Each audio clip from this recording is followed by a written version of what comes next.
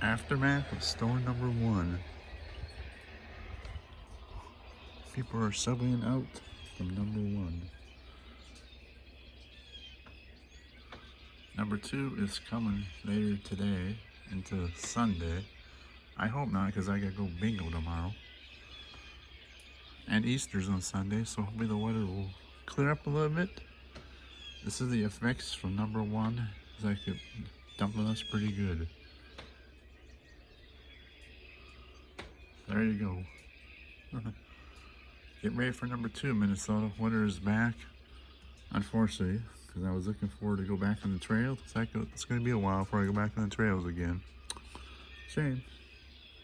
Guess I got one video in before it snowed again, huh?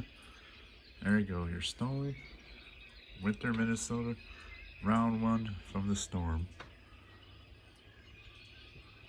Bye for now.